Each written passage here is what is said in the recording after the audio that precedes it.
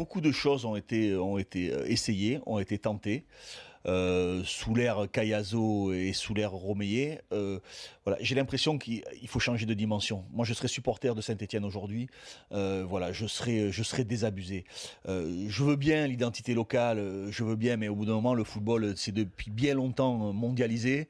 Je pense que les dirigeants stéphanois doivent ouvrir le capital, doivent faire entrer un gros investisseur. C'est un club qui a une renommée bien évidemment française, mais qui peut avoir une renommée internationale. Je pense qu'à un moment ou à un autre, il faut arrêter ce bricolage. Moi, j'ai l'impression que ça a été du bricolage. Un coup, on est président, deux, on est président tout seul, et un président du conseil de surveillance. Un coup, on met Rocheteau, un coup, on met un agent ventier, un coup, on va chercher un entraîneur étranger. Après, c'est Christophe Galtier qui est entre les deux. Au bout d'un moment, il faut essayer de voir un peu plus grand. Monsieur Romeyer, ça fait quoi? Ça va faire 7 ou 8 ans maintenant qu'il est président. Ça doit être en 2010 qu'il a pris la présidence du directoire. Avec monsieur Cayazo, je ne vais pas dire que les choses ne marchent pas. Elles marchent globalement, ça marchote, il n'y a pas de problème particulier. Mais à un moment ou à un autre, ce club doit arrêter de stagner. À partir du moment où tu stagnes, et ben voilà, t'en prends 5 dans le derby, c'est compliqué. On les sent pas capables de franchir un palier, que ce soit en Coupe d'Europe, que ce soit en championnat. On s'attend à rien. Aujourd'hui, on regarde jouer Saint-Étienne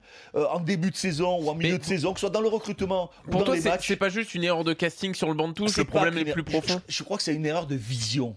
C'est une erreur de projet et de vision. Il y a un problème de vision et de projet entre les deux présidents. Ça, c'est évident. Là où Bernard Cayazo veut ouvrir le capital, veut avoir un ancien grand joueur ou d'anciens grands joueurs pour s'occuper de son club avec une vision un petit peu plus globale et européenne du football. Voilà. Aujourd'hui, il y a deux visions qui s'affrontent et un président qui est beaucoup plus local, le président Romeyer, qui est beaucoup plus local, beaucoup plus intimiste, voilà, qui a son petit jouet, qui a son petit plaisir personnel, on partage les émotions avec les Stéphanois. Très bien, ça a aussi son charme.